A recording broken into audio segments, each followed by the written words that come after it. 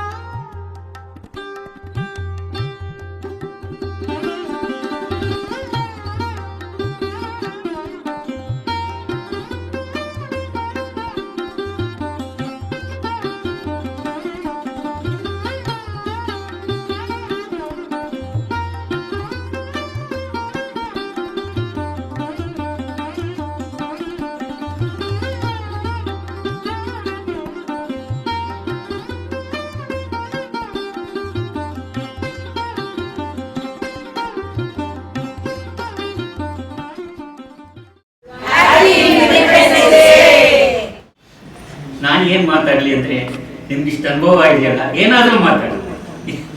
ಸ್ವಾತಂತ್ರ್ಯ ದಿನಾಚರಣೆಗೋಸ್ಕರ ನಾವು ಕಾರ್ಯಕ್ರಮ ನಡೆಸ್ತಾ ಇದ್ದೀವಿ. ನಿಮ್ಗೇನು ತೋಚುತ್ತೋ ಅದನ್ನು ಮಾತಾಡಿ, ನಿಮ್ಮ ಅನುಭವದಲ್ಲಿ ಆಗಿ. ನನಗೆ ಏನು ಮಾತಾಡಬೇಕು ಗೊತ್ತಾಗಲಿಲ್ಲ. ಸಾಮಾನ್ಯವಾಗಿ ಸ್ವಾತಂತ್ರ್ಯ ದಿನಾಚರಣೆ ಅಂದರೆ ನಮ್ಮ ರಾಷ್ಟ್ರ ನಾಯಕರ ಬಗ್ಗೆ ಮಾತಾಡ್ತೀವಿ, ದೇಶಕ್ಕಾಗಿ ಬಲಿದಾನ ಮಾಡ್ತಕ್ಕಂಥವ್ರ ಬಗ್ಗೆ ಮಾತಾಡ್ತೀವಿ. ಹೀಗೆ ಹಲವಾರು ಸಂಗತಿಗಳಿರುತ್ತೆ. ನಾನು ಯೋಚನೆ ಮಾಡಿದೆ, ಅದೆಲ್ಲ ಮಾತಾಡ್ತಾ ಇದ್ದರೆ ಒಂದು ಚರವಣ ಆಗುತ್ತೆ. ಆದರೆ ಸ್ವಾತಂತ್ರ್ಯ ನಮಗೆ ಬಂದಿದೆ, ಆದರೆ ಅದು 4 ಆಧಾರ ಸ್ತಂಭಗಳ ಮೇಲೆ ನಿಂತಿದೆ. ಅದರ ಬಗ್ಗೆ ಒಂದಿಷ್ಟು ಏನಾದರೂ ನನಗೆ ತಿಳಿದಿರೋ 4 ಮಾತಾಡೋಣ ಹಾಗೆ ಅಂತ ಅನಿಸ್ತು. ಹಾಗೆ ಮಾತಾಡಿದಾಗ ಮೊದಲಿಗೆ ಸಂವಿಧಾನ ಕೇಳ್ತಾ ಇದ್ದೆ. ಯಾಕೆಂದರೆ ನಮ್ಮ ರಾಷ್ಟ್ರೀಯ ನಾಯಕರು, ವಿರೋಧ ಪಕ್ಷದ ನಾಯಕರು ಏನೇ ಆಗಲಿ ನಾವು ಸಂವಿಧಾನ ಬದಲಾವಣೆ ಮಾಡಿ ಬಿಡಲ್ಲ ಹಾಗೆ ಅಂತೇಳಿ ಪ್ರತಿ ಸಾರಿ ನಮಗೆ ಹೇಳ್ತಾ ಇರ್ತಾರೆ. ಈ ಸಂವಿಧಾನ ರಚನೆ ಆಗಿದ್ದು ಯಾವಾಗ ಅಂದರೆ 1947 ಆಗಸ್ಟ್ 15ಕ್ಕೆ ಸಂವಿಧಾನ ರಚನೆ ಆಗುತ್ತೆ.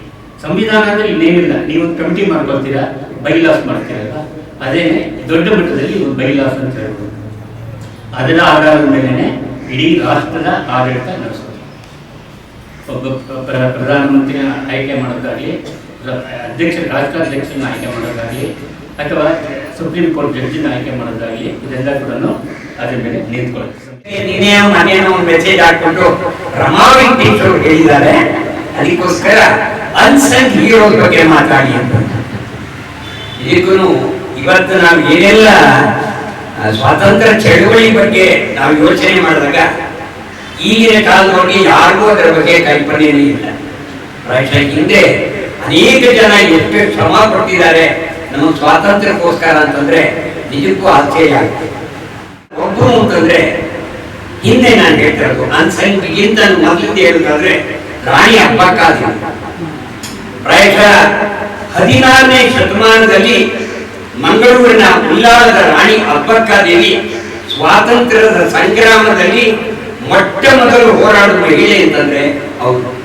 ನಾನು ಕರ್ನಾಟಕದ ಬಗ್ಗೆನೇ ಹೆಚ್ಚು ಹೇಳೋದಾದ್ರೆ, ಏಕೆಂದ್ರೆ ಆಗ ಪೋರ್ಚುಗೀಸ್ ಎದುರುಗಡೆ ಹೋರಾಡಿ ಅಬ್ಬಕ್ಕ ದೇವಿ ಇವತ್ತು ಕೂಡ ಹೆಸರು ಶಾಶ್ವತವಾಗಿದೆ.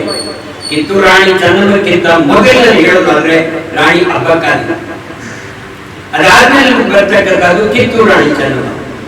1824ರಲ್ಲಿ ಒಂದು ಸಣ್ಣ ಊರು ಕಿತ್ತೂರನ್ನ ಉಳಿಸ್ಕೋಬೇಕಾದ್ರೆ ಅವಳ ಧೀರತ್ವ, ಅವಳು ಎಷ್ಟು ಹೋರಾಡಿದ್ರು ಅನ್ನೋದು ನಿಮಗೆ ಗೊತ್ತಿದೆ.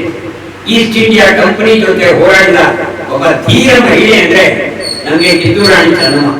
ಹಾಡದ ನಾಯಕರು, ಮರೆತು ಹೋದ ವೀರರು, ಯಶಸ್ಸಿಗೆ ಮನ್ನಣೆ ಪಡೆಯದ ಸಾಧಕರು ಅಂದ್ರೆ ಅನ್ಸಂಗ್ ಹೀರೋಸ್ ಅಂತಂದ್ರೆ ಅವರು ಅಂತಂದ್ರು. ಇದರಲ್ಲಿ ನಮ್ಮ ಕರ್ನಾಟಕದ ಅನೇಕ ಜನ ಕೊಡುಗೆ ಕೊಟ್ಟಿದ್ದಾರೆ. ಹಾಗಾಗಿ ಅವರ ಬಗ್ಗೆ ಒಂದಿಷ್ಟು ಜನನ ನಾನು ನೆನೆಸ್ಕೊಳ್ಳೋಕೆ ಇಷ್ಟಪಡ್ತೀನಿ. ಮೊಟ್ಟ ಮೊದಲು ಅಂದ್ರೆ ಹಳ್ಳಿಕರ್ ಮಂಜಪ್ಪ. ಅಷ್ಟು ಜನ ಗೊತ್ತಿರ್ಬೋದು. ಹಳ್ಳಿಕರ್ ಮಂಜಪ್ಪ ಇವರನ್ನ ಕರ್ನಾಟಕದ ಗಾಂಧಿ ಅಂತಾನೇ ಕರೀತಾ ಇದ್ರು. ನಾನು ಸುವರ್ಣ ಅಮರನಾಥ್ ಅಂತ, ಸಮತಾ ಲೇಡೀಸ್ ಅಸೋಸಿಯೇಷನ್ನ ಅಧ್ಯಕ್ಷರು. ಈ ದಿನ ನಮ್ಮ ಸಮತಾ ಅಸೋಸಿಯೇಷನ್ನಲ್ಲಿ ಮುಂಚಿತವಾಗಿಯೇ ನಾವು ರಾಜ್ಯೋತ್ಸವನ ಆಚರಣೆ ಮಾಡಿದ್ದೀವಿ. ಯಾಕಂದರೆ ಆಮೇಲೆ ಲೇಡೀಸ್ ಎಲ್ಲ ಸೇರೋದು ಕಷ್ಟ ಆಗುತ್ತೆ ಅಂದ್ಬಿಟ್ಟು ನಮ್ಮದು ಪ್ರೋಗ್ರಾಮ್ ಯಾವತ್ತಿದೆಯೋ ಅವತ್ತೇ ನಾವು ಮಾಡ್ಕೋತಾ ಇದ್ದೀವಿ. ಹಾಗಾಗಿ ಇವತ್ತು ನಮ್ಮ ಅಸೋಸಿಯೇಷನ್ಗೆ ಹೆಸರಾಂತ ಲೇಖಕರಾದ ಆನಂದರಾಮ್ರವರು ಮತ್ತು ಹೆಸರಾಂತ ಆರ್ಟಿಸ್ಟ್ ಅಂತರಂಗದಲ್ಲಿ ಆ್ಯಕ್ಟ್ ಮಾಡುವಂತಹ ರಂಗನಾಥ್ ಅವರು ಬಂದಿದ್ದರು. ಅದರ ಜೊತೆಗೆ 3 ಜನ ಲೇಡೀಸು,